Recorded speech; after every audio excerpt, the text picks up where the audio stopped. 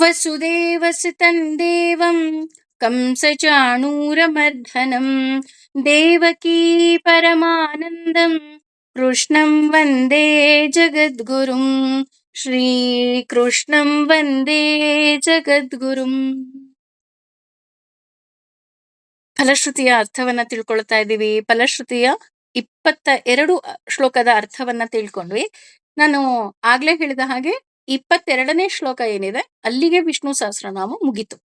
ನೋಡಿ, ಅಂದ್ರೆ ವಿಷ್ಣು ಸಹಸ್ರನಾಮ ಶುರು ಆಗುವುದು 7ನೇ ಶ್ಲೋಕದಿಂದ.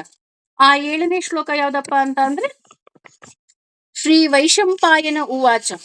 ಆ ವೈಶಂಪಾಯನ ಉವಾಚ ಇಂದ ಶುರು ಆಗ್ತಾ ಹೋಗುತ್ತೆ ವಿಷ್ಣು ಸಹಸ್ರನಾಮ. ಹಾಗೂ ವಿಶ್ವೇಶ್ವರ ಮಜಂ ದೇವಂ ಅಲ್ಲಿಗೆ ಮುಗ್ದು ಹೋಗುತ್ತೆ. ಮೊದಲ 6 ಶ್ಲೋಕಗಳೇನಿದೆ ಅದು ನಮಗೆ ಸೇರಿದ್ದು. ಅಂದ್ರೆ ಒಂದೊಂದು ಪುಸ್ತಕದಲ್ಲಿ ಒಂದೊಂದು ರೀತಿ ಇರ್ತಾ ಹೋಗುತ್ತೆ. ಅಂದ್ರೆ ಈ ಮೊದಲ 6 ಶ್ಲೋಕಗಳೇನಿದೆ ಇದು ಯಾವುದೇ ರೀತಿಯಾದಂತಹ ಆಪ್ಟಿಕಲ್ಸ್ ಅಂದ್ರೆ ನೆಗೆಟಿವ್ ಎನರ್ಜಿಗಳು ಬರಬಾರ್ದು ಅನ್ನೋ ಶ್ಲೋಕದಿಂದ, ಹಾಗೂ ನಮಗೆ ಪಾಸಿಟಿವ್ ಎನರ್ಜಿ ಬರಬೇಕು ಅಂತ ಮೊದಲನೇ 6 ಶ್ಲೋಕಗಳನ್ನು ನಾವು ಹೇಳ್ತೀವಿ. ಶ್ರೀ ವೈಶಂಪಾಯನ ಉವಾಚ ಇಂದ ಹಿಡಿದು ವಿಶ್ವೇಶ್ವರ ಮಜಂ ದೇವಂ ಜಗತಃ ಪ್ರಭು ಅವ್ಯಯಂ ವರೆಗೆ ವಿಷ್ಣು ಸಹಸ್ರನಾಮ ಮುಗಿಯುತ್ತೆ. ಅಂದ್ರೆ ನೀವು ಈಗ ಮಹಾಭಾರತದ ಪುಸ್ತಕವನ್ನ ಅನುಶಾಸನ ಪರ್ವವನ್ನ ತೆಗೆದ್ರೆ ವೈಶಂಪಾಯನ ಉವಾಚ ಇಂದ ವಿಶ್ವೇಶ್ವರ ಮಜಂ ದೇವಂ ಅಲ್ಲಿವರೆಗೂ ಅಷ್ಟೇ ಇರೋದು. ಈ ಉಳಿದ ಶ್ಲೋಕಗಳು ನಾನು ಆಗ್ಲೇ ಹೇಳಿದ ಹಾಗೆ ಭಗವದ್ಗೀತೆಯಿಂದ ಮತ್ತೆ ಪದ್ಮಪುರಾಣದಿಂದ ತಗೊಂಡಿದ್ದಾರೆ. ಅದರ ಅರ್ಥ ಭಗವದ್ಗೀತೆಯಲ್ಲೇ ನಾವು ಸಂಪೂರ್ಣವಾಗಿ ತಿಳ್ಕೊಂಡಿರೋದ್ರಿಂದ ಇಲ್ಲಿ ಸ್ವಲ್ಪ ಲೈಟ್ ಆಗಿ ಅದರ ಅರ್ಥವನ್ನ ಹೇಳುವಂತಹ ಒಂದು ಚಿಕ್ಕ ಪ್ರಯತ್ನವನ್ನ ಮಾಡ್ತೀನಿ. ಮೊದಲನೇ ಶ್ಲೋಕ ಬಂದು ಅರ್ಜುನ ಉವಾಚ ಪದ್ಮಪತ್ರ ವಿಶಾಲಾಕ್ಷ ಪದ್ಮನಾಭ ಸುರೋತ್ತಮ ಭಕ್ತಾನಾಮನುರಕ್ತಾನಾಂ ತ್ರಾತಾ ಭವ ಜನಾರ್ದನ. ಅರ್ಜುನ ಉವಾಚ. ಅರ್ಜುನ ಉವಾಚ ಅಂದ ತಕ್ಷಣ ನಮ್ಗೆ ಗೊತ್ತಾಗುತ್ತೆ ಅರ್ಜುನ ಹೇಳ್ತಾ ಇದ್ದಾನೆ. ಏನ್ ಹೇಳ್ತಾ ಇದ್ದಾನೆ? ಪದ್ಮಪತ್ರ ವಿಶಾಲಾಕ್ಷ ಪದ್ಮನಾಭ ಸುರೋತ್ತಮ ಭಕ್ತಾನಾಮನುರಕ್ತಾನಾಂ ತ್ರಾತಾ ಭವ ಜನಾರ್ದನ.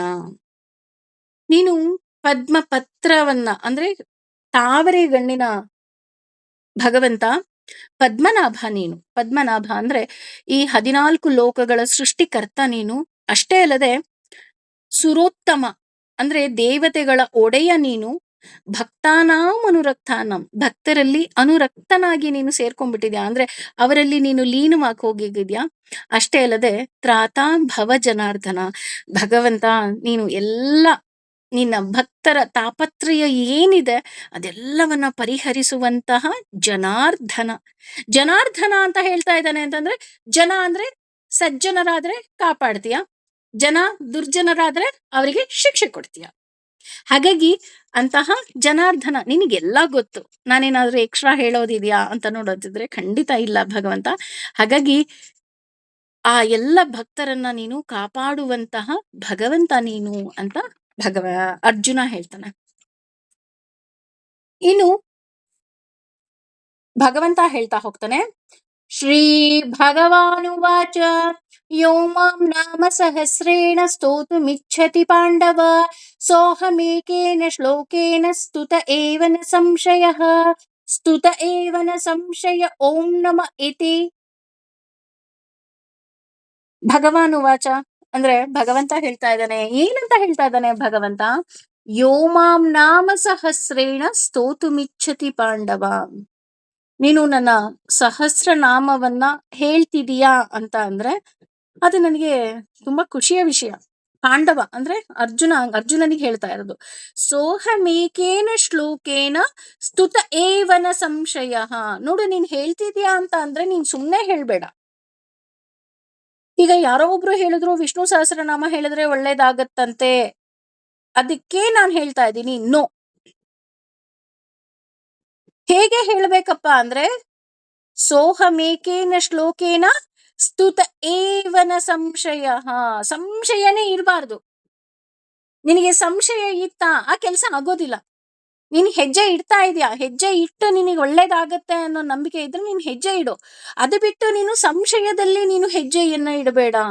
ಇದಕ್ಕೆ ಒಂದು ಕತೆ ಹೇಳ್ಬೇಕು ಅಂತ ಅಂದ್ರೆ, ಒಬ್ಬ ಗುರುಗಳು ಏನ್ ಮಾಡ್ತಾರೆ, ಗುರುಕುಲದಲ್ಲಿ ಇಬ್ಬರು ಶಿಷ್ಯರನ್ನ ಕರೀತಾರೆ. ಶಿಷ್ಯರನ್ನ ಕರೆದು ಇಬ್ಬರ ಕೈಯಲ್ಲೂ ಒಂದು ಬೆಳಕಿನ ಲ್ಯಾಂಟೀನ್ ಅನ್ನ ಕೊಟ್ಬಿಟ್ಟು ಹೇಳ್ತಾರೆ, ಕಾಡಿನ ಮಧ್ಯದಲ್ಲಿ 10 ಕಿಲೋಮೀಟರ್, ಅಂದ್ರೆ ಕಾಡಲ್ಲಿ 10 ಕಿಲೋಮೀಟರ್ ಹೋದ್ರೆ ಅಲ್ಲಿ ನಿಮ್ಗೆ ಒಂದು ಸಿಕ್ಕುತ್ತೆ ಏನೋ, ಅದನ್ನ ತಗೊಂಡ್ ಬನ್ನಿ ಅಂತ ಹೇಳ್ತಾರೆ.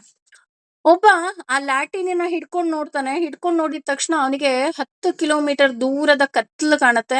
ಅಯ್ಯೋ, ಈ ಕತ್ಲಲ್ಲಿ ಈ ಕಾಡಲ್ಲಿ ಹೋಗ್ಬೇಕಾ, ನಾನ್ ಹೋಗಲ್ಲಪ್ಪ, ನನಗ್ ಭಯ ಆಗತ್ತೆ ಅಂತ ವಾಪಸ್ ಬರ್ತಾನೆ. ವಾಪಸ್ ಬಂದ್ಬಿಟ್ಟು ಗುರುಗಳಿಗೆ ಹೇಳ್ತಾನೆ, ಗುರುಗಳೇ, ಈ ನೀವು ಏನು ಲ್ಯಾಂಟೀನ್ ಕೊಟ್ಟಿದ್ರಿ, ಅಂದ್ರೆ ಬುಡ್ಡಿಯನ್ನ ಕೊಟ್ಟಿದ್ರಿ, ಇದು ಅಷ್ಟು ದೂರದವರೆಗೆ ನನಗೆ ಬೆಳಕನ್ನ ಕೊಡ್ತಾ ಇಲ್ಲ. ಸೊ ಹಾಗಾಗಿ ನನಗೆ ಹೋಗೋದಿಕ್ ಆಗೋದಿಲ್ಲ, ಕತ್ತಲಿದೆ ಅಂತ ಹೇಳ್ತಾರೆ.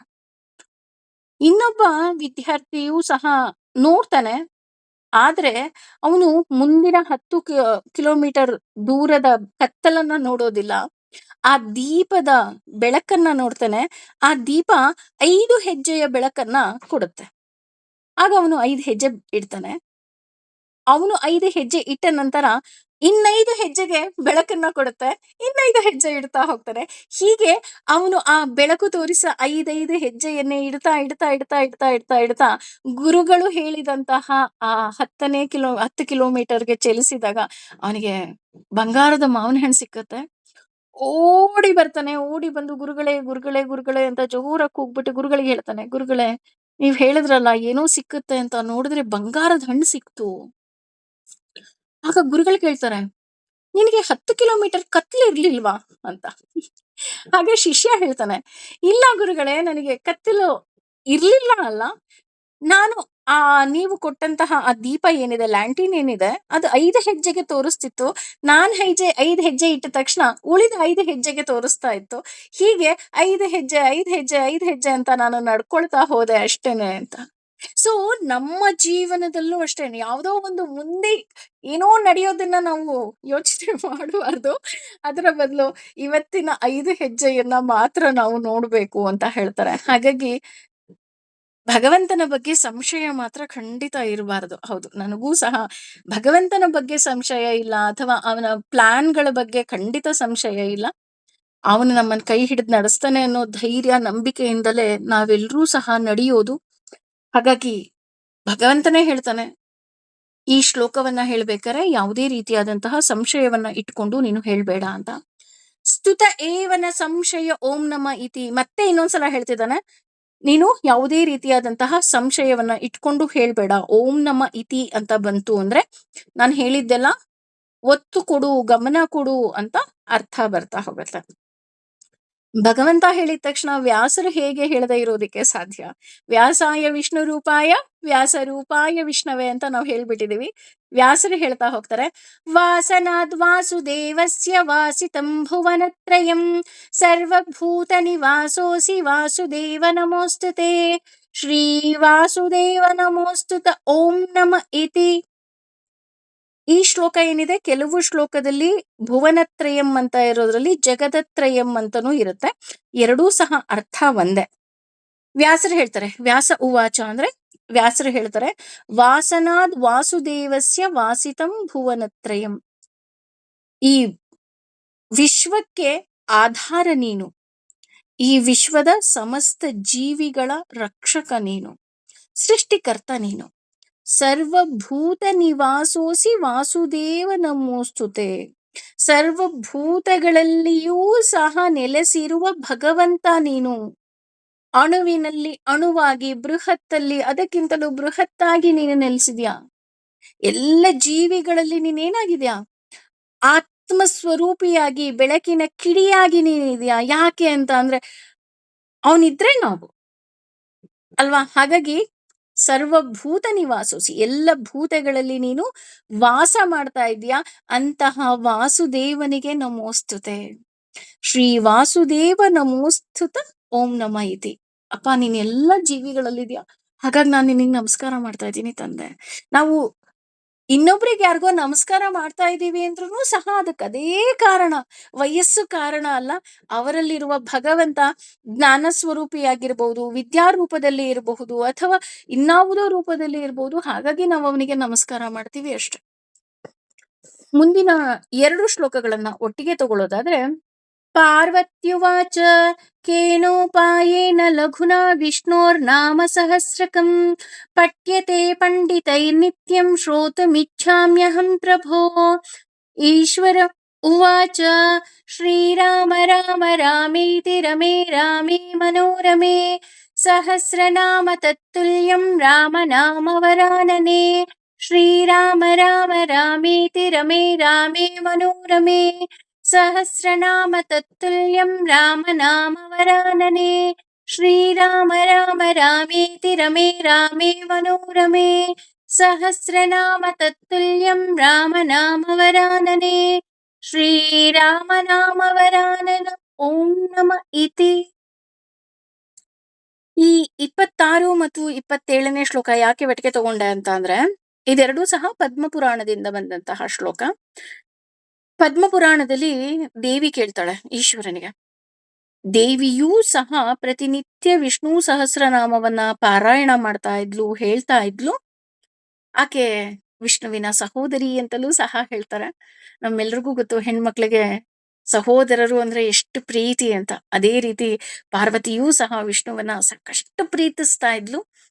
ಆಗ ಒಂದು ದಿನ ದ್ವಾದಶಿಯ ದಿನ ಇರುತ್ತೆ. ಋಷಿ ಮುನಿಗಳಿಗೆಲ್ಲ ಆಕೆ ಭೋಜನದ ವ್ಯವಸ್ಥೆಯನ್ನ ಮಾಡ್ಬೇಕಾಗಿರುತ್ತೆ. ಹಾಗೂ ಆಕೆಯೂ ಸಹ ದ್ವಾದಶಿಯ ಪಾರಣೆಯನ್ನ ಮಾಡ್ಬೇಕಾಗಿರುತ್ತೆ. ಆಗ ಸಮಯ ಇರೋದಿಲ್ಲ.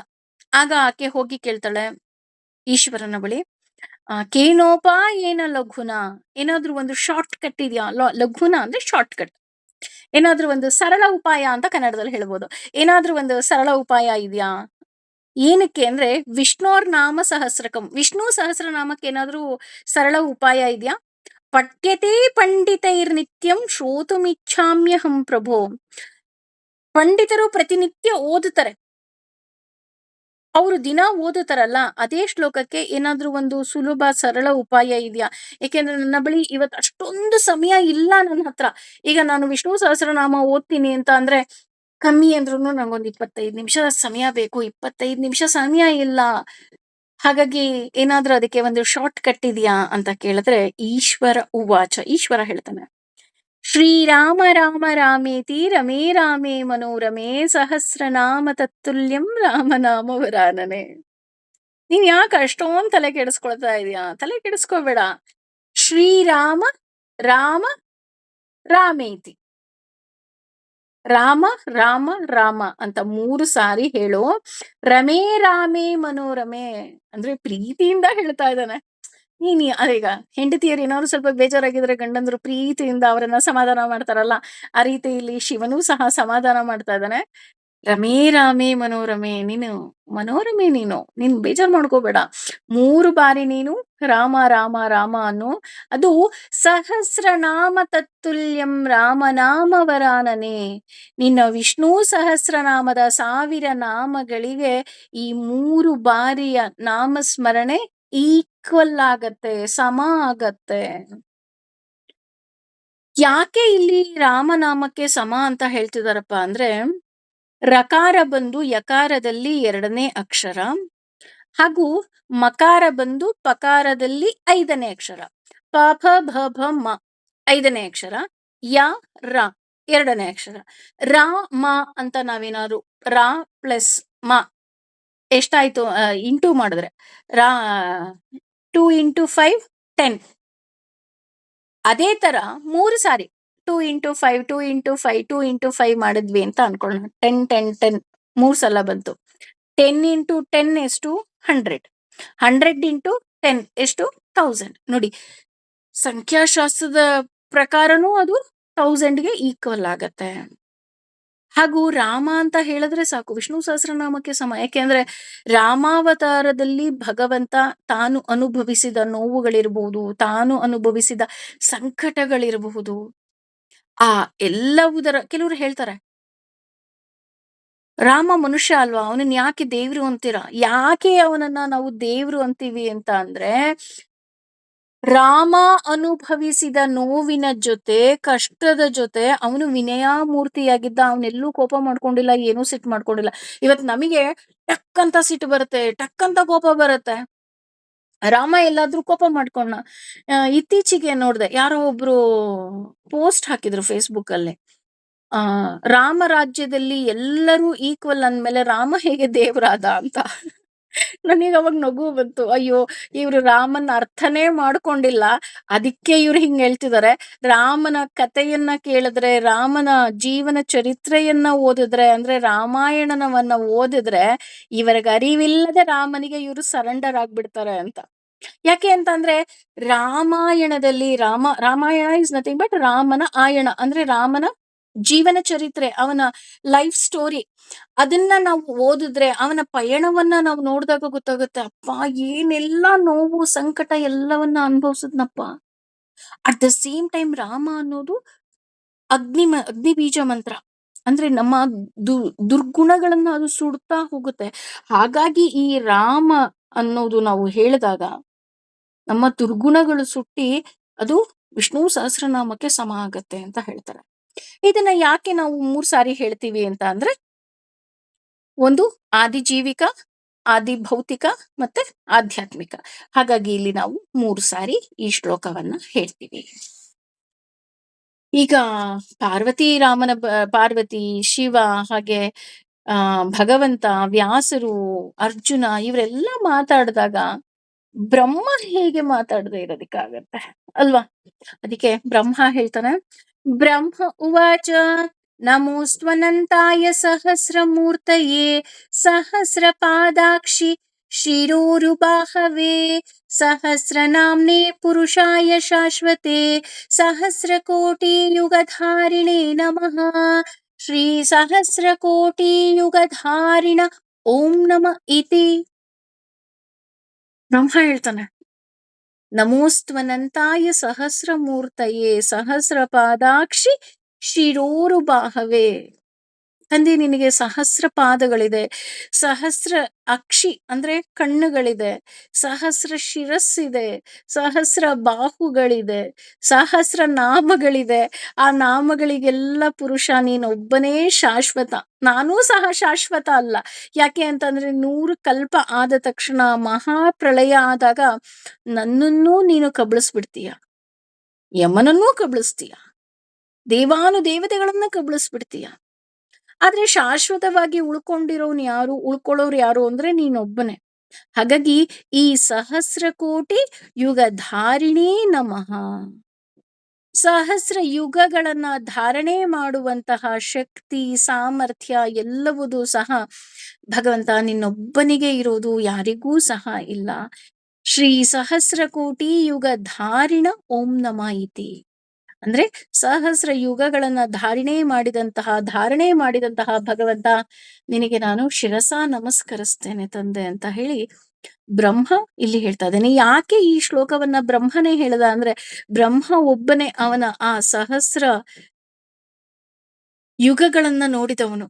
ಹಾಗಾಗಿ ನಾನು ನೋಡಿದೀನಿ, ನಾನು ಇದನ್ನ ಹೇಳ್ತಾ ಇದ್ದೀನಿ ಅಂತ ಇಲ್ಲಿ ಬ್ರಹ್ಮದೇವ ಹೇಳ್ತಾ ಹೋಗ್ತಾನೆ.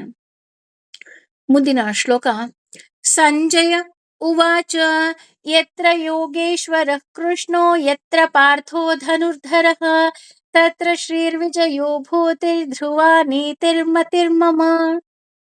ನಮ್ಮೆಲ್ಲರಿಗೂ ಗೊತ್ತು, ಇದು ಭಗವದ್ಗೀತೆಯ ಕೊನೆಯ ಶ್ಲೋಕ ಅಲ್ವಾ? ಅಂದ್ರೆ ಸಂಜಯ ಹೇಳೋದು ಯಾರಿಗೆ? ಧೃತರಾಷ್ಟ್ರನಿಗೆ. ಏನಂತ ಹೇಳ್ತಾನೆ? ಯತ್ರ ಯೋಗೇಶ್ವರ ಕೃಷ್ಣೋ ಯತ್ರ ಪಾರ್ಥೋ ಧನುರ್ಧರಃ ತತ್ರ ಶ್ರೀರ್ವಿಜಯೋ ಭೂತಿರ್ಧ್ರುವ ನೀತಿರ್ಮತಿರ್ಮಮ. ಧೃತರಾಷ್ಟ್ರ, ನೀನ್ ಅನ್ಕೊಳ್ತಾ ಇದೀಯ ನಿನ್ ಮಕ್ಳು ಗೆದ್ಬಿಡ್ತಾರೆ ಅಂತ. ಸಾಧ್ಯನೇ ಇಲ್ಲ. ಯಾಕೆ ಅಂದ್ರೆ ಯೋಗೇಶ್ವರನಾದ ಕೃಷ್ಣ ಹಾಗೂ ಧನುರ್ಧಾರಿಯಾದಂತಹ ಪಾರ್ಥ, ಸೋತಿರೋ ಪಾರ್ಥ ಅಲ್ಲ, ಧನುರ್ಧಾರಿಯಾದಂತಹ ಪಾರ್ಥ ಎಲ್ಲಿದರೋ ಅಲ್ಲಿ ತತ್ರ ಶ್ರೀರ್ ವಿಜಯೋ ಭೂತಿ. ಶ್ರೀ ಅಂದ್ರೆ ಸಂಪತ್ತು, ವಿಜಯ. ಸಂಪತ್ತು ಮತ್ತು ವಿಜಯ ಎರಡೂ ಸಹ ಅವರಿಗೆ ದೊರಕುತ್ತಾ ಹೋಗುತ್ತೆ. ಧ್ರುವ ನೀತಿರ್ಮತಿರ್ಮಮ, ಇದರಲ್ಲಿ ಯಾವುದೇ ರೀತಿಯಾದಂತಹ ಸಂಶಯ ಖಂಡಿತವಾಗಿಯೂ ಇಲ್ಲ. ಇದನ್ನ ಇನ್ನೂ ಸುಲಭವಾಗಿ ನಮ್ಮ ಜೀವನದ ಬಗ್ಗೆ ಹೇಳ್ಬೇಕು ಅಂತ ಅಂದ್ರೆ, ನಾವು ಈ ಗೀತೋಪದೇಶದ ಚಿತ್ರಣವನ್ನ ನೋಡಿದಾಗ ನಮ್ಮೆಲ್ಲರಿಗೂ ಗೊತ್ತಿರೋ ಹಾಗೆ ಕುಸಿದು ಬಿದ್ದಂತಹ ಅರ್ಜುನ ಇರ್ತಾನೆ. ಕೃಷ್ಣ ಉಪದೇಶ ಮಾಡ್ತಾ ಇರ್ತಾನೆ. ಅಲ್ಲೊಂದು ಧ್ವಜ ಇರುತ್ತೆ, ರಥ ಇರುತ್ತೆ. ಆ ರಥದ ಮೇಲೊಂದು ಆಂಜನೇಯನ ಧ್ವಜ ಇರುತ್ತೆ. 5 ಕುದುರೆಗಳನ್ನ ಕಟ್ಟಿ ಹಾಕಿದಂತಹ ರಥ ಇರುತ್ತೆ. ಆ 5 ಕುದುರೆಗಳೇ 5 ಇಂದ್ರಿಯಗಳು. ಆ ರಥಗಳೇ ನಮ್ಮ ದೇಹ. ಹಾಗೂ ಅರ್ಜುನನೇ ನಮ್ಮ ಮನಸ್ಥಿತಿ. ಹಾಗೂ ಆ ಭಗವಂತ ಆ ರಥಕ್ಕೆ ಸಾರಥಿ. ನೋಡಿ, ಯಾಕೆ ಅವನು ಸಾರಥಿಯಾದ ಅಂದ್ರೆ ಅವನು ಮುಂದಾಳತ್ವ ವಹಿಸಿದ್ರೆ ಮಾತ್ರ ನಮ್ಮ ಆ ರಥ ಹೋಗೋದು. ಹಾಗೆ ಈ ದೇಹವನ್ನ ಅವನು ಸಾರಥ್ಯ ವಹಿಸಿದರೆ ಮಾತ್ರ ನಮ್ಮ ಜೀವನ ಸಾಗೋದು. ಇನ್ನು ಆಂಜನೇಯ ಯಾಕಿದ್ದಾನೆ ಅಂದ್ರೆ, ನಿನ್ನಂತೆ ನಾನಾಗಲಾರೆ ಏನು ಮಾಡಲಿ ಹನುಮ ಅಲ್ವಾ? ಅವನು ಚಿರಂಜೀವಿ. ಇಲ್ಲಿ ಯಾವುದು ಚಿರಂಜೀವಿ ಆಗತ್ತಪ್ಪ ಅಂತ ನೋಡೋದಾದ್ರೆ, ಭಕ್ತಿ ಚಿರಂಜೀವಿ. ಭಕ್ತಿ ನಿರಂತರವಾಗಿರುತ್ತೆ, ಅದಕ್ಕೆ ಸಾವಿಲ್ಲ. ಭಕ್ತಿಗೆಲ್ಲಾದ್ರೂ ಸಾವಿದ್ಯಾ? ಸಾವೇ ಇಲ್ಲ ಭಕ್ತಿಗೆ. ಯಾಕಪ್ಪ ಅಂದ್ರೆ ಪುನರಪಿ ಜನನಂ ಪುನರಪಿ ಮರಣಂ ಅಂತ ಹೇಳ್ತಾ ಹೋಗ್ತೀವಿ. ಭಗವಂತನನ್ನ ಆ ಮೋಕ್ಷದಲ್ಲಿ ನಾವು ನೋಡ್ಬೇಕು ಅಂದ್ರೆ, ಭಗವಂತನ ಆ ಸ್ಥಿತಿಗೆ ಹೋಗ್ಬೇಕಂದ್ರೆ ಭಗವಂತನೇ ಹೇಳ್ಬಿಟ್ಟಿದ್ದಾನೆ, ನಿನಗೆ 100 ಜನ್ಮಗಳು ಬೇಕು ಅಂತ. ಆ ಜನ್ಮಗಳಲ್ಲಿ ನಾವು ಬೇಕಾಗಿರೋದೊಂದೇ ಭಕ್ತಿಯ ಮಾರ್ಗ. ಆ ಭಕ್ತಿಯ ಮಾರ್ಗದಲ್ಲಿ ಇದ್ದಾಗ ಮಾತ್ರ ಇದು ಸಾಧ್ಯ ಆಗ್ತಾ ಹೋಗುತ್ತೆ. ಅದಕ್ಕೆ ಇಲ್ಲಿ ನೋಡಿ, ಕೃಷ್ಣ ಇದ್ದಾನೆ ಅಂದ್ರೆ ರಥ ಇದೆ. ಇಂದ್ರಿಯಗಳನ್ನ ನಾವು ಭಗವಂತನಿಗೆ ಒಪ್ಪಿಸ್ಬಿಟ್ಟಿದೀವಿ. ಒಪ್ಸೋದು ಯಾವಾಗ ಅಂದ್ರೆ, ಯತ್ರ ಪಾರ್ಥೋ ಧನುರ್ಧರಃ. ಯಾವಾಗ ಅವನು ಕುಸಿದು ಬಿದ್ದು ಅವನು ಯಾವಾಗ ಭಗವದ್ಗೀತೆಯನ್ನ ಹಿಡಿದ, ಹೌದಾ ಹಂಗಾರೆ ನಾನು ಈ ಧನಸ್ಸನ್ನ ಹಿಡಿದು ನಾನು ಯುದ್ಧ ಮಾಡ್ತೀನಿ, ಐ ಆಮ್ ರೆಡಿ. ಯಾಕೆ ರೆಡಿ ಅಂದ್ರೆ, ನನ್ನ ಎಲ್ಲ ಇಂದ್ರಿಯಗಳನ್ನ ಭಗವಂತ ನಿನಗೆ ಕೊಟ್ಬಿಟ್ಟಿದೀನಿ, ನೀನ್ ಹೇಗ್ ಬೇಕಾದ್ರೂ ನಡ್ಸ್ಕೊಂಡು ಹೋಗು. ನೀನ್ ಎಲ್ಲಿ ಬಾಣ ಹೊಡಿ ಅಂತೀಯೋ ನಾನು ಅಲ್ಲಿ ಬಾಣ ಹೊಡ್ಕೊಂಡು ಹೋಗ್ತೀನಿ ಅಂತ, I am ready for that ಅಂತ ಕಂಪ್ಲೀಟ್ ಸರೆಂಡರ್ ಆಗಿರುವಂತಹ ಮನಸ್ಸು ಇರುತ್ತೆ. ಆಗ ಸಾರಥಿಯಾಗಿರುವಂತಹ ಭಗವಂತ ನಮ್ಮ ದೇಹದಲ್ಲಿ ಇರ್ತಾನೆ. ಭಕ್ತಿ ನಮ್ಮಲ್ಲಿ ನಿರಂತರವಾಗಿರುತ್ತೆ. ಆಗ ನಮಗೆ ವಿಜಯ ಕಟ್ಟಿಟ್ಟ ಬುತ್ತಿ. ಯಾರೋ ಒಬ್ಬ ಸಾಧಕನಿಗೆ ಅವನಿಗೆ ಜಯ ಸಿಕ್ತಿದೆ ಅಂದ್ರೆ, ಇದಿಷ್ಟೂ ಕೆಲಸವನ್ನ ಆ ಸಾಧಕ ಮಾಡಿರ್ತಾನೆ. ಅದು ಯಾರು ಆಗಿರಬಹುದು, ಯಾವ ಫೀಲ್ಡ್ ಅಲ್ಲಾದ್ರೂ ಆಗಿರಬಹುದು. ಅದಕ್ಕೆ ಹೇಳುವುದು, age is just a number. ಅಥವಾ ನಮ್ಮ ಪರಿಸ್ಥಿತಿ just that is a temporary. ಖುಷಿದಿರ್ಬೋದು, ದುಃಖ ಇರ್ಬೋದು, ನೋವಿರ್ಬೋದು, ನವಿಲಿರ್ಬೋದು, ಏನೇ ಇರಬಹುದು ರೀ, ಅದು ಟೆಂಪರರಿ. ಯಾಕೆ ಅಂತಂದ್ರೆ ಭಗವಂತ ನಮ್ಮಲ್ಲಿದಾನ. ನನಗೆ ಹುಮ್ಮಸ್ಸಿದ್ಯಾ, ನಾನು ಸಾಧಿಸ್ತೀನಿ ಅನ್ನೋ ತಾಕತ್ತು ನನಗಿದೆಯಾ, ನಾನು ಏನು ಬೇಕಾದ್ರೂ ನಾನು ಸಾಧಿಸಬಹುದು. ಆಗ ಜಯ ನಿಜವಾಗ್ಲೂ ಕಟ್ಟಿಟ್ಟ ಬುತ್ತಿ ಅಂತ ಸಂಜಯ ಹೇಳ್ತಾ ಇದ್ದಾನೆ. ಇನ್ನು ಮುಂದಿನ ಶ್ಲೋಕಕ್ಕೆ ಹೋಗ್ಬೇಕಂದ್ರೆ, ಆಲ್ವೇಸ್ ಮೈ ಫೇವ್ರೇಟ್. ಭಗವದ್ಗೀತೆಯಲ್ಲೂ ಎಷ್ಟು ಸಾರಿ ಈ ಶ್ಲೋಕದ ಉದಾಹರಣೆ ಕೊಟ್ಟಿದ್ನೋ ನನಗೆ ಗೊತ್ತಿಲ್ಲ. ಹಾಗೂ ವಿಷ್ಣು ಸಹಸ್ರನಾಮದಲ್ಲಿ ಎಷ್ಟು ಸಾರಿ ಎಕ್ಸಾಂಪಲ್ಸ್ ಕೊಟ್ಟಿದ್ನೋ ಗೊತ್ತಿಲ್ಲ. ಅದಕ್ಕಿಂತ ಹೆಚ್ಚಾಗಿ ದಿನಕ್ಕೆ ನಾನು ಎಷ್ಟು ಸಲ ಹೇಳ್ಕೊಂತೀನೋ ನಿಜವಾಗ್ಲೂ ನನಗೆ ಗೊತ್ತಿಲ್ಲ. ನಿಜವಾಗ್ಲೂ ನನ್ನ ಫೇವ್ರೇಟ್ ಶ್ಲೋಕ. ಶ್ರೀ ಭಗವಾನುವಾಚ ಅನನ್ಯಾಶ್ಚಿಂತಯಂತೋ ಮಾಂ ಯೇ ಜನಾಃ ಪರ್ಯುಪಾಸತೆ ತೇಷಾಂ ನಿತ್ಯಾಭಿಯುಕ್ತಾನಾಂ ಯೋಗಕ್ಷೇಮಂ ವಹಾಮ್ಯಹಂ. ಹೇಳಿದ್ನಲ್ಲ, ನಿಜವಾಗ್ಲೂ ನನ್ನ ಫೇವ್ರೇಟ್ ಶ್ಲೋಕ. ನಮ್ಮೆಲ್ರಿಗೂ ಅನ್ಸುತ್ತೆ ನಾವು ಒಂಟಿ ಅಂತ, ಅಥವಾ ವಾಟ್ ನೆಕ್ಸ್ಟ್ ಅಂತ ಎಷ್ಟೋ ಜನಕ್ಕೆ ಎಷ್ಟೋ ಸಲ ನಮ್ಗೆ ಗೊತ್ತಾಗೋದಿಲ್ಲ. ಆಗ ಭಗವಂತನೇ ಹೇಳ್ತಾನೆ, ನೀನು ನನ್ನನ್ನ ನಿಷ್ಕಾಮವಾಗಿ ನಿಷ್ಕಲ್ಮಶವಾಗಿ ಅನನ್ಯಾಶ್ಚಿಂತಯಂತೋ ಮಾಂ ಯೇ ಜನಾಃ ಪರ್ಯುಪಾಸತೆ, ಈ ಜನ್ಮದಲ್ಲಿ ಈ ದಿನದಲ್ಲಿ ನೀನ್ ನನ್ನ ಹೇಳಿದ್ಯಾ, ನನ್ನ ಹೆಸರು ಹೇಳಿದ್ಯಾ, ನನ್ನ ನಾಮಸ್ಮರಣೆ ಮಾಡಿದ್ಯಾ, ತೇಷಾಂ ನಿತ್ಯಾಭಿಯುಕ್ತಾನಾಂ ಯೋಗಕ್ಷೇಮಂ ವಹಾಮ್ಯಹಂ. ನಿನ್ನ ಯೋಗಕ್ಷೇಮ ನನ್ನ ಜವಾಬ್ದಾರಿ. ಭಗವಂತನೇ ಹೇಳ್ತಾ ಹೋಗ್ತಾನೆ. ನಮಗೆ ತುಂಬಾ ದುಃಖ ನಮಗೆ. ಮಾನವರಾಗಿ ನಾವು ಹುಟ್ಟಿದೀವಿ ಅಂದ್ರೆ ಯಾರಿಗಾದ್ರೂ ಕೇಳಿ, ನಿಮಗ್ ದುಃಖ ಇಲ್ವಾ ಅಂತ ಅಂದ ತಕ್ಷಣ ಪ್ರತಿಯೊಬ್ರು ಹೇಳ್ತಾರೆ, ಹೌದು ನನಗ್ ದುಃಖ ಇದೆ, ನನಗ್ ಬೇಜಾರಿದೆ, ನನಗ್ ನೋವಿದೆ.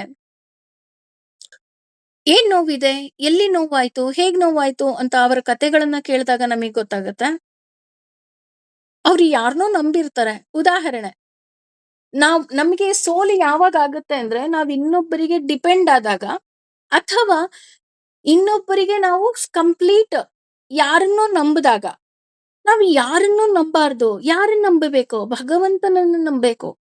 ಈಗ ಅಪ್ಪ ಅಮ್ಮ ಆಗ್ಬೋದು, ಗಂಡ ಆಗ್ಬೋದು, ಮಕ್ಕಳಾಗ್ಬೋದು, ನಮ್ಮ ಸ್ನೇಹಿತರಾಗ್ಬೋದು, ಅಥವಾ ನಮ್ಮ ಸಂಬಂಧಿಕರಾಗಿರಬಹುದು, ನಾವು ನಂಬಿದವ್ರು ಇರಬಹುದು.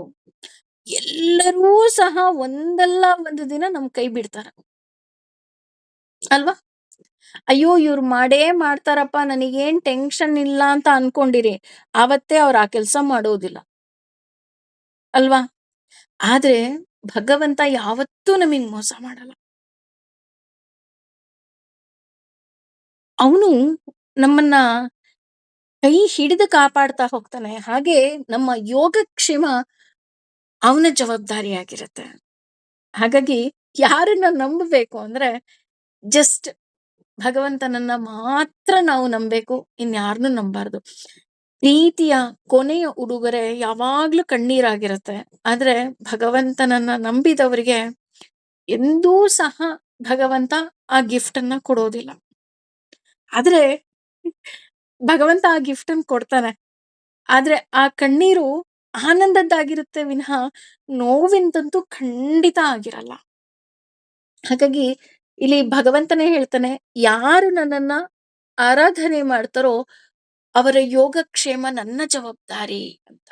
ಹಾಗಾಗಿ ನಾವು ಅವನನ್ನ ಸರೆಂಡರ್ ಆಗ್ಬೇಕು. ಇದರ ಇನ್ನೂ ಡೀಟೇಲ್ ಆಗಿರುವಂತಹ ಅರ್ಥ ಭಗವದ್ಗೀತೆಯಲ್ಲೇ ಇದೆ. ಬೇಕಾದ್ರೆ ನೀವು ಅದನ್ನ ಸರ್ಚ್ ಮಾಡಬಹುದು. ಇನ್ನು ಪರಿತ್ರಾಣಾಯ ಸಾಧೂನಾಂ ವಿನಾಶಾಯ ಚ ದುಷ್ಕೃತಾಂ ಧರ್ಮ ಸಂಸ್ಥಾಪನಾರ್ಥಾಯ ಸಂಭವಾಮಿ ಯುಗೆ ಯುಗೆ. ಇದು ಸಹ ಭಗವದ್ಗೀತೆದೆ. ಭಗವಂತ ಹೇಳ್ತಾನೆ, ಯಾವಾಗ ಅನ್ಯಾಯ ಹೆಚ್ಚಾಗುತ್ತೋ ಆಗ ನಾನು ಮತ್ತೆ ಮತ್ತೆ ಮತ್ತೆ ಮತ್ತೆ ಮತ್ತೆ ಹುಟ್ಟಿ ಬರ್ತೀನಿ. ಯಾಕೆ ಹುಟ್ಟಿ ಬರ್ತೀನಿ ಅಪ್ಪ ಅಂತ ಅಂದ್ರೆ, ನಾನು ಧರ್ಮ ಸ್ಥಾಪನೆಗಾಗಿ ನಾನು ಹುಟ್ಟು ಬರ್ತೇನೆ ಅಂತ ಇಲ್ಲಿ ಭಗವಂತ ಹೇಳ್ತಾ ಹೋಗ್ತಾನೆ. ಇನ್ನು ಮುಂದಿನ ಶ್ಲೋಕವನ್ನ ನೋಡೋದಾದ್ರೆ, ಆರ್ಥಾವಿಷಣ್ಣಾಶ್ರಿತಿಲಾಶ್ಚ ಭೀತಾಃ ಘೋರೇಷು ಚ ವ್ಯಾಧಿಷು ವರ್ತಮಾನಾಃ ಸಂಕೀರ್ತ್ಯ ನಾರಾಯಣ ಶಬ್ದಮಾತ್ರಂ ವಿಮುಕ್ತ ದುಃಖ ಸುಖಿನೋ ಭವಂತು. ಈ ಶ್ಲೋಕವನ್ನ ನಾವು 2 ಸಾರಿ ಹೇಳ್ತೀವಿ. ನೀವು ಸುಪ್ರಭಾತವನ್ನ ಕೇಳಿದ್ರೆ ಅಲ್ಲಿ ಒಂದೇ ಸಾರಿ ಇದೆ. ಅದು ಸರಿ ಅಂದ್ರೆ ಅದು ಸರಿಯಾದದ್ದಲ್ಲ. 2 ಸಾರಿ ಹೇಳ್ಬೇಕು. ಯಾಕೆ 2 ಸಾರಿ ಹೇಳ್ಬೇಕಪ್ಪ ಅಂತ ಅಂದ್ರೆ, ಆರ್ಥಾವಿಷಣ್ಣ ಶಿಥಿಲಾಶ್ಚ ಭೀತಾಃ. ಆರ್ಥ ಅಂದ್ರೆ ಪ್ರಸ್ತುತ ಪರಿಸ್ಥಿತಿಯಲ್ಲಿ ನಾನು ಶಿಥಿಲಾಶ್ಚ ಭೀತಾಃ, ತುಂಬಾ ನಡುಕ್ತಾ ಇದ್ದೀನಿ. ಫುಲ್ 108 ಡಿಗ್ರಿ 109 ಡಿಗ್ರಿ ಚಳಿ ಜ್ವರ ಬಂದ್ರೆ ಹೆಂಗೆ ನಡುಕ್ತಾ ಇರ್ತಾರಲ್ವಾ, ಆ ರೀತಿ ನಾನು ನಡುಕ್ತಾ ಇದ್ದೀನಿ. ನನ್ನ ಕೈಲಿ ತಡ್ಕೊಳಕ್ ಆಗ್ತಾ ಇಲ್ಲ. ಯಾಕೆ ಅಂದ್ರೆ ಘೋರೇಶು ಚ ವ್ಯಾಧಿಷು ವರ್ತಮಾನಾಹ.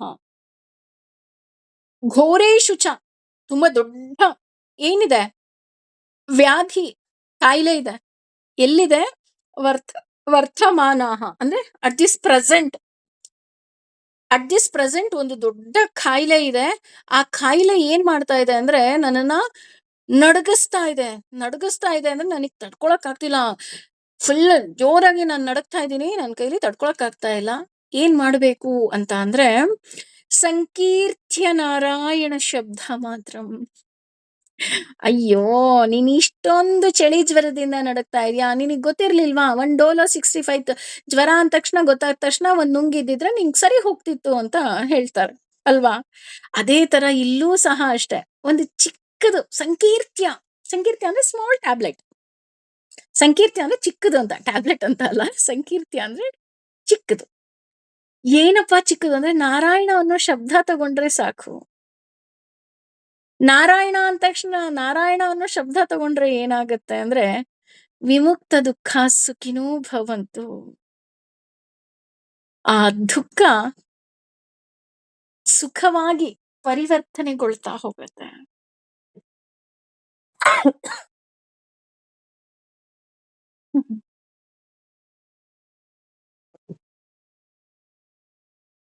ಹಾಗಾಗಿ ಈ ಶ್ಲೋಕವನ್ನ ನಾವು 2 ಸಾರಿ ಹೇಳ್ತೀವಿ. ಯಾಕೆ 2 ಸಾರಿ ಹೇಳ್ತೀವಪ್ಪ ಅಂದ್ರೆ, ಈ ವ್ಯಾಧಿ ಅಂದ್ರೆ ರೋಗ, ಕಾಯಿಲೆ ಇದು ಒಂದೇ ರೀತಿ ಕಾಯಿಲೆ ಇರೋದಿಲ್ಲ. 2 ರೀತಿ ಕಾಯಿಲೆ ಇರುತ್ತೆ. ಯಾವ 2 ರೀತಿ ಕಾಯಿಲೆಯಪ್ಪ ಅಂದ್ರೆ, ಒಂದು ದೈಹಿಕ ಕಾಯಿಲೆ, ಇನ್ನೊಂದು ಮಾನಸಿಕ ಕಾಯಿಲೆ. ದೈಹಿಕ ಕಾಯಿಲೆಯನ್ನ ನಾವು ಡಾಕ್ಟರ್ ತೋರಿಸ್ಬೋದು, ಮತ್ತೊಂದು ಟ್ರೀಟ್ಮೆಂಟ್ ತಗೋಬಹುದು. ಆದ್ರೆ ಮಾನಸಿಕವಾದಂತಹ ಎಷ್ಟೋ ಕಾಯಿಲೆಗಳು, ಎಷ್ಟೋ ನೋವನ್ನ ನಾವು ಯಾರ ಬಳಿಯೂ ಹೇಳ್ಕೊಳ್ಳೋದಿಕ್ ಸಾಧ್ಯನೇ ಇಲ್ಲ.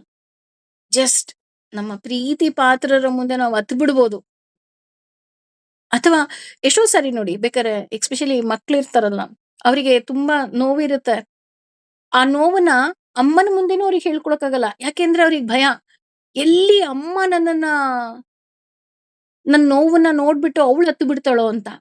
ಈವನ್ ಅಮ್ಮಂದ್ರು ಅಷ್ಟೇ, ಅವ್ರಿಗೆ ಎಷ್ಟೋ ನೋವಿರುತ್ತೆ. ಅವ್ರು ಮಕ್ಳು ಮುಂದೆ ಅಳಲ್ಲ. ಮಕ್ಳು ದೊಡ್ಡೋರಾಗಿರ್ತಾರೆ. ಅವ್ರ ಮುಂದೆನೂ ಅಳಲ್ಲ. ಯಾಕೆಂದ್ರೆ ನಾನ್ ಹತ್ ಬಿಟ್ರೆ ಎಲ್ಲಿ ನನ್ನ ಮಕ್ಳು ಆ ಇನ್ನು ವೀಕ್ ಆಗ್ಬಿಡ್ತಾರೋ ಅಂತ. ಅಲ್ವಾ? ಅದೇ ರೀತಿ ನಾವು ಈವನ್ ಫ್ರೆಂಡ್ಸ್ ಹತ್ರನು ಎಲ್ಲ ಹೇಳ್ಕೊಂಡ್ಬಿಡ್ತೀವ. ಎಷ್ಟೋ ಏನೋ ಒಂದು ಕಂಪ್ಲೀಟ್ ಯಾವುದೋ ಒಂದು ಚಿಕ್ಕದು, ಅಯ್ಯೋ ಇಲ್ಲಪ್ಪ, ಎಲ್ಲಿ ಹೇಳ್ಬಿಟ್ರೆ ನನ್ನ ಫ್ರೆಂಡಿಗೆ ನೋವಾಗುತ್ತೋ ಅಂತ ನಾವು ಫ್ರೆಂಡ್ ಹತ್ರನೂ ಹೇಳಲ್ಲ. ಅದಕ್ಕೆ ಹೇಳಿದ್ದು, ಈ ಮಾನಸಿಕ ಕಾಯಿಲೆ ಏನಿದೆ ಅಂದ್ರೆ, ಮಾನಸಿಕ ಕಾಯಿಲೆ ಅಂದ್ರೆ ಏನೋ ಹಾಸ್ಪಿಟ್ಲಿಗೆ ಸೇರ್ಬೇಕು ಅಂತ ಅಲ್ಲ. ಮಾನಸಿಕ ಒತ್ತಡ ಇರ್ಬೋದು, ಮಾನಸಿಕ ನೋವು ಇರಬಹುದು. ಅದನ್ನ ನಮಗೆ ಯಾರ ಹತ್ರನೂ ಹೇಳ್ಕೊಳ್ಳೋದಿಕ್ಕಾಗೋದಿಲ್ಲ. ಕೇವಲ ಎಷ್ಟೋ ನೋವುಗಳನ್ನ ನಾವು ಕೇವಲ ಭಗವಂತನ ಮುಂದೆ ಮಾತ್ರ ಹೇಳ್ಕೊಳ್ಳೋದಿಕ್ಕೆ ಸಾಧ್ಯ. ಹಾಗಾಗಿ ಇದನ್ನ ನಾವು 2 ಸಾರಿ ಹೇಳ್ತೀವಿ. ಯಾಕೆಂದ್ರೆ ಭಗವಂತ ನನಗೆ ದೈಹಿಕವಾದಂತಹ ಕಾಯಿಲೆ ಇರಬಹುದು, ಅಥವಾ ಮಾನಸಿಕವಾದಂತಹ ನೋವು ಇರಬಹುದು, ಎಲ್ಲವನ್ನ ನಿವಾರಿಸುವಂತಹ ಒಂದು ಸ್ಮಾಲ್ ಟ್ಯಾಬ್ಲೆಟ್, ಸ್ಮಾಲ್ ಮೆಡಿಸನ್ ಯಾವ್ದಾದ್ರು ಇದ್ರೆ ಅದು ಸಂಕೀರ್ತ್ಯ ನಾರಾಯಣ ಶಬ್ದ ಮಾತ್ರ. ನೋಡಿ, ಇಲ್ಲಿ ನಾರಾಯಣ ಅನ್ನೋ ಶಬ್ದನೇ ಯಾಕೆ ಬಳಸಿದ್ರು? ವಿಷ್ಣು ಅಂತ ಬಳಸ್ಬೋದಿತ್ತಲ್ವಾ? ಅಥವಾ ಕೃಷ್ಣ ಅಂತ ಬಳಸ್ಬೋದಿತ್ತು, ಮಾಧವ ಅಂತ ಬಳಸ್ಬೋದಿತ್ತು. ನಾರಾಯಣ ಅಂತಾನೆ ಯಾಕೆ ಬಳಸಿದ್ರು? ಯಾಕೆ ಅಂದ್ರೆ, ನಾರಾಯಣ ಅಂದ ತಕ್ಷಣ ಅಜಮಿಳನಿಗೆ ಮುಕ್ತಿ ಸಿಕ್ತು ಅಲ್ವಾ? ಹಾಗಿರ್ಬೇಕಾದ್ರೆ ನಮಗೆ ಸಿಕ್ಕಲ್ವಾ? ಅದಕ್ಕೋಸ್ಕರ ಹೇಳ್ತಾರೆ, ನಾರಾಯಣ ಅನ್ನುವಂತಹ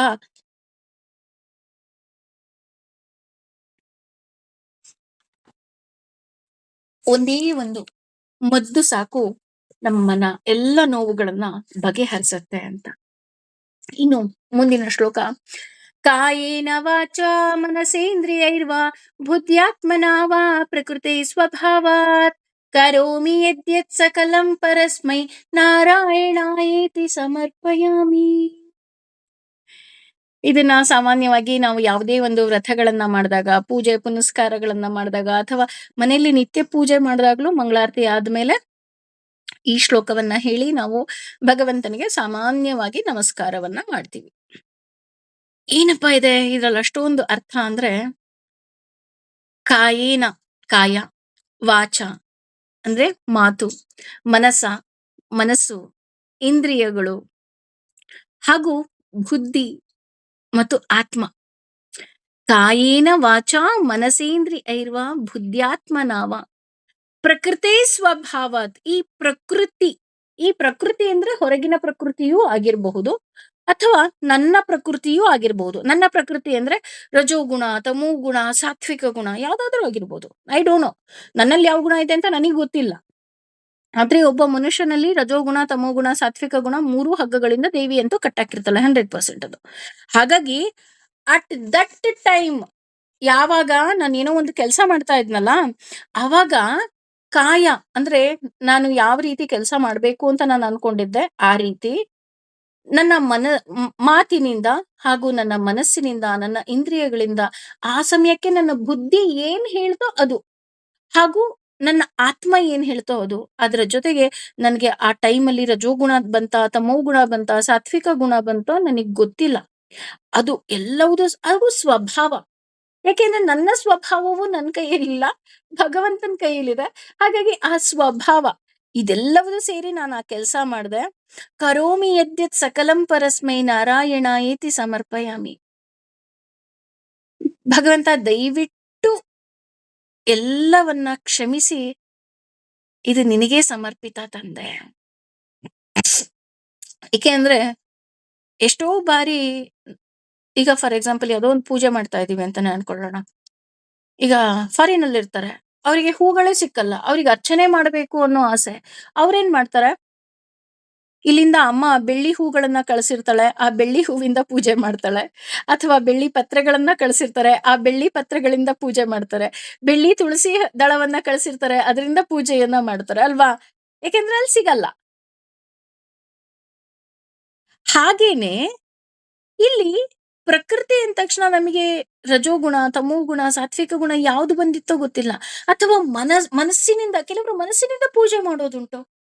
ಈಗ ನಾವು ಹಲವಾರು ವ್ರತಕಥೆಗಳನ್ನ ತಗೊಂಡಾಗ ನೋಡಿ, ಈಗ ಎಕ್ಸಾಂಪಲ್ ಹೇಳ್ಬೇಕಂತಂದ್ರೆ ಭೀಮಾಮಾಸೆ ವ್ರತ ಕಥೆನ ಓದ್ತೀವಿ ಅಲ್ವಾ? ಅದ್ರಲ್ಲಿ ಆಕೆ ಏನ್ ಮಾಡ್ತಾಳೆ ಗೊತ್ತಾ? ಅಲ್ಲೇ ಮಣ್ಣಿನಿಂದ ದೀಪವನ್ನ ಮಾಡ್ತಾಳೆ, ಅಲ್ಲೇ ಸಿಕ್ಕೋ ಕಾಡು ಹೂಗಳಿಂದ ಪೂಜೆ ಮಾಡ್ತಾಳೆ, ಅಲ್ಲೇ ಸಿಕ್ಕೋ ಕಾಡು ಎಲೆಯನ್ನ ಇಡ್ತಾಳೆ, ಮಣ್ಣಿನಿಂದ ಉಂಡೆ ಮಾಡಿ ಅಡಿಕೆ ಇದು ಅಂತ ಇಡ್ತಾಳೆ. ಅಲ್ಲಿ ಏನೂ ಇರ್ಲಿಲ್ಲ. ಅದು ಆ ಸ್ಮಶಾನದಲ್ಲಿ ಆಕೆ ಏನ್ ಮಾಡ್ತಾಳೆ? ಅಲ್ಲೇ ಇದ್ದಂತಹ ಮಣ್ಣಿನಿಂದಲೇ ಎಲ್ಲವನ್ನ ಮಾಡಿ ಭಗವಂತನಿಗೆ ಪೂಜೆಯನ್ನ ಮನಸ್ಸಿನಿಂದ ಮಾಡ್ತಾಳೆ. ಇಲ್ಲಿ ನಾನು ಜಸ್ಟ್ ಎಕ್ಸಾಂಪಲ್ ಕೊಡ್ತಾ ಇರೋದು. ಹಾಗೇನೆ ಇಲ್ಲಿ ಮುಖ್ಯವಾಗಿ ನನ್ನ ಮನಸ್ಸು, ನನ್ನ ಇಂದ್ರಿಯ, ನನ್ನ ಬುದ್ಧಿ, ನನ್ನ ಕಾಯಕ ಯಾವುದು ನನಗೆ ಸರಿ ಅನ್ನಿಸ್ತೋ ಆ ರೀತಿ ನಾನು ಪೂಜೆಯನ್ನ ಮಾಡಿದೆ. ಭಗವಂತ ನೀನ್ ಎಲ್ಲವುದನ್ನ ಸಮರ್ಪಣೆ ಮಾಡ್ಕೊ, ನನ್ನಿಂದ ಏನೇ ತಪ್ಪಾಗಿದ್ರೂ ಸಹ ಕ್ಷಮಿಸ್ಬಿಡು. ಹಾಗಾಗಿ ಪ್ರತಿದಿನ ನಾವಿದನ್ನ ಮಲ್ಕೋಬೇಕಾದ್ರೆ ಈ ಶ್ಲೋಕವನ್ನ ಹೇಳ್ಬೇಕು. ಯಾಕೆ ಅಂತ ಅಂದ್ರೆ ಹೇಳ್ತಾರಲ್ಲ, ತಪಸ್ಸು ಅಂದ್ರೇನೆ ಈ ಪ್ರತಿನಿತ್ಯದ ಕೆಲಸವನ್ನ ಭಗವಂತನಿಗೆ ಅರ್ಪಿಸ್ಬಿಡ್ಬೋದು, ಅರ್ಪಿಸೋದು. ಹಾಗಾಗಿ ಕಾಯೇನ ವಾಚ ಮನಸೇಂದ್ರಿಯೈರ್ವಾ ಬುದ್ಧ್ಯಾತ್ಮನಾವ ಪ್ರಕೃತಿ ಸ್ವಭಾವಾತ್ ಕರೋಮಿ ಯದ್ಯತ್ ಸಕಲಂ ಪರಸ್ಮೈ ನಾರಾಯಣಾಯೇತಿ ಸಮರ್ಪಯಾಮಿ. ಹಾಗೆ ನಾನು ಸಹ ಹೇಳ್ತಾ ಇದ್ದೀನಿ, ಭಗವಂತ ಅಟ್ ದಟ್ ಟೈಮ್ ನನಗೆ ಯಾವುದು ಸರಿ ಅಂತ ಪದದ ಅರ್ಥ ಇರಬಹುದು, ಅಥವಾ ನೀವೇ ಕೊಟ್ಟಂತಹ ವಾಚ ಅಂದ್ರೆ ನನ್ನ ಮಾತಿರಬಹುದು, ನನ್ನ ಮನಸ್ಸು ಇರಬಹುದು, ನನ್ನ ಬುದ್ಧಿ, ನನ್ನ ಪ್ರಕೃತಿ, ಇದೆಲ್ಲವುದು ಸೇರಿ ನಿನ್ನ ಪೂಜೆ ಅಂತಾನೆ ನಾನು ಈ ವಿಷ್ಣು ಸಹಸ್ರನಾಮದ ಅರ್ಥವನ್ನ ತಗೊಂಡಿದ್ದೀನಿ, ನಿನ್ನಿಂದ ತಗೊಂಡಿದ್ದೀನಿ. ನೀನ್ ನನ್ನ ಕೈಯಿಂದ ತಗೊಳ್ಳೋ ಹಾಗೆ ಮಾಡಿದ್ಯಾ. ಇದ್ರಲ್ಲಿ ಏನೇ ತಪ್ಪಾಗಿದ್ರೂ ಸಹ ತಂದೆ ಕ್ಷಮಿಸ್ಬಿಡು ಅಂತ ನಾನು ಸಹ ಅವನ್ನ ಕೇಳ್ಕೊಳ್ತೇನೆ.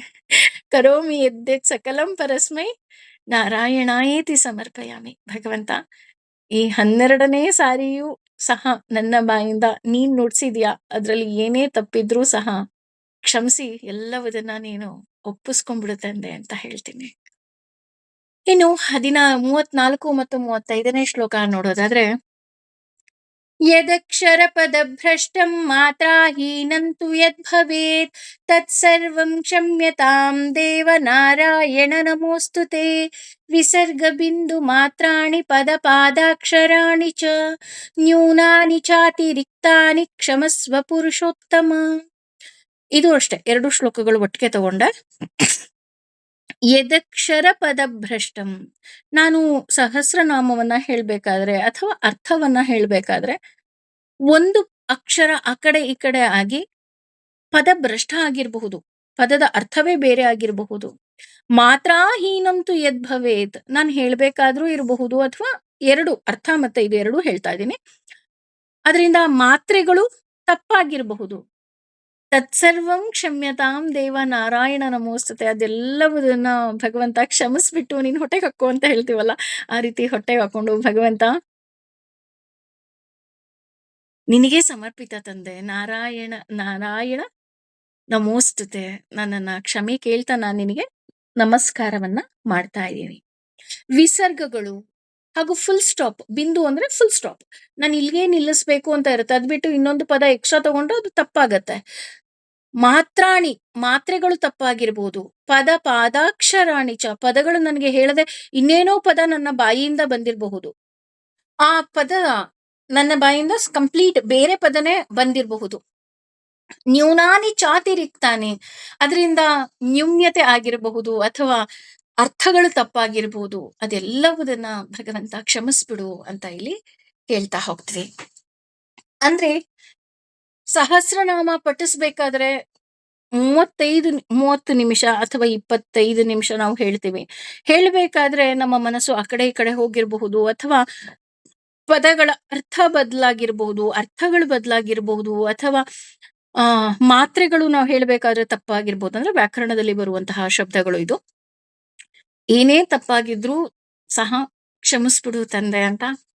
ಅದೇ ರೀತಿ ನಾನೂ ಸಹ ಈ ವಿಷ್ಣು ಸಹಸ್ರನಾಮದ ಅರ್ಥಗಳನ್ನ ಹೇಳ್ಬೇಕಾದ್ರೆ ನನ್ನಿಂದಲೂ ಸಹ ಯಾವುದೇ ರೀತಿಯಾಗಿ ತಪ್ಪಾಗಿದ್ದರು ಅಥವಾ ಈ ಪ್ರಸ್ತುತ ಪರಿಸ್ಥಿತಿಗೆ ತಕ್ಕ ಹಾಗೆ ನಾನು ಕೆಲವು ಉದಾಹರಣೆಗಳನ್ನ ಕೊಟ್ಟೆ. ಅದರಿಂದ ಯಾರಿಗಾದ್ರೂ ನೋವಾಗಿರಬಹುದು ಅಥವಾ ನಾನು ಹೇಳುವ ರೀತಿಯಲ್ಲಿ ಯಾರಿಗಾದ್ರೂ ನೋವಾಗಿರಬಹುದು ಅಥವಾ ಭಗವಂತ ನಿನಗೂ ಸಹ ಏನಾದ್ರೂ ನೋವಾಗಿರಬಹುದು. ನನಗೆ ಗೊತ್ತಿಲ್ಲ. ಆದ್ರೆ ಯಾವುದೇ ರೀತಿ ನೋವಾಗಿದ್ರು, ಅರ್ಥ ತಪ್ಪಾಗಿದ್ರು ಅಥವಾ ಏನೇ ತಪ್ಪಾಗಿದ್ರು ಭಗವಂತ ಕ್ಷಮಿಸಿ ಎಲ್ಲವನ್ನ ನಿನಗೆ ಅರ್ಪಿಸ್ತಾ ಇದ್ದೀನಿ. ಸರ್ವಂ ಶ್ರೀ ಕೃಷ್ಣಾರ್ಪಣಮಸ್ತು. ಯಾಕೆಂದ್ರೆ ಇಷ್ಟು ಒಳ್ಳೆ ಕ್ಷೇತ್ರಕ್ಕೆ ಏಕೆಂದ್ರೆ ಭಗವಂತನ ನಾಮಸ್ಮರಣೆ ಮಾಡೋದೇ ಪುಣ್ಯದಲ್ಲಿ ಪುಣ್ಯದ ಕೆಲಸ. ಅಂಥದ್ರಲ್ಲಿ ನಿನ್ನ ನಾಮಸ್ಮರಣೆಯ ಜೊತೆ ನಿನ್ನ ಸಹಸ್ರ ನಾಮವನ್ನ ಹೇಳುವಂತಹ ಪುಣ್ಯ ನನಗ್ ಕೊಟ್ಟಿದ್ಯಾ. ಹಾಗೆ ಅದರ ಅರ್ಥವನ್ನ ತಿಳ್ಕೊಳ್ಳುವಂತಹ ಶಕ್ತಿ ಕೊಟ್ಟಿದ್ಯಾ. ಅದ್ರ ಜೊತೆ ಹೇಳುವಂತಹ ಕಾಯಕವನ್ನ ಕೊಟ್ಟಿದ್ಯಾ. ನೀನು ನನ್ನನ್ನ ಆರಿಸ್ಕೊಂಡಿದ್ಯಾ. ಹಾಗಾಗಿ ನನ್ನ ಕೊನೆಯ ಉಸಿರಿರೋವರೆಗೂ ಈ ಕಾಯಕವನ್ನಂತೂ ಖಂಡಿತ ಮಾಡ್ತೀನಿ. ನಿನ್ನ ನಾಮಸ್ಮರಣೆಯನ್ನ ಯಾವತ್ತೂ ನಾನು ಬಿಡೋದಿಲ್ಲ. Because you are everything to me. ನೀನಿಲ್ಲ ಅಂದ್ರೆ ನಾನೇನೂ ಇಲ್ಲ. ನೀನಿದ್ರೇನೆ ನನ್ನ ಅಸ್ತಿತ್ವ. ಹಾಗಾಗಿ ನಾನು ಹೇಳಿದಂತಹ ಈ ಅರ್ಥದಲ್ಲಿ ಅಥವಾ ಶ್ಲೋಕದಲ್ಲಿ ಅಥವಾ ಹೇಳುವ ರೀತಿಯಲ್ಲಿ ಯಾವುದೇ ರೀತಿ ತಪ್ಪಿದ್ರೂ ಸಹ ಭಗವಂತ ಎಲ್ಲವನ್ನ ಕ್ಷಮಿಸಿ ನನ್ನನ್ನ ಕಾಪಾಡೋ ವಾರ ನಿಂದು ಅಂತ ಅವನಿಗೆ ಸಮರ್ಪಣೆ ಮಾಡ್ಬೇಡ. ಸರ್ವಂ ಶ್ರೀ ಕೃಷ್ಣಾರ್ಪಣಮಸ್ತು. ಸರ್ವೇ ಜನ ಸುಖಿನೋ ಭವಂತು. ಸಮಸ್ತ ಸನ್ಮಂಗಲಾನಿ ಭವಂತು. ಥ್ಯಾಂಕ್ ಯು ಎಲ್ರಿಗೂ. ಯಾಕೆ ಅಂತ ಅಂದ್ರೆ ಭಗವಂತನ ಬಗ್ಗೆ ನಾಮ ಕೇಳೋದೇ ಒಂದು ಪುಣ್ಯ. ಆ ಕಾಯಕದಲ್ಲಿ ನೀವೆಲ್ಲರೂ ಇದ್ರಿ. ಹಾಗೂ ಭಗವಂತ ನಮ್ಮೆಲ್ಲರನ್ನ ಕೈ ಹಿಡಿದು ಕಾಪಾಡ್ಲಿ ಅಂತ ಮಾತ್ರ ನಾನು ಹೇಳ್ಕೊಳ್ಬಲ್ಲೆ. ಥ್ಯಾಂಕ್ ಯು ಸೋ ಮಚ್ ಎಲ್ರಿಗೂ.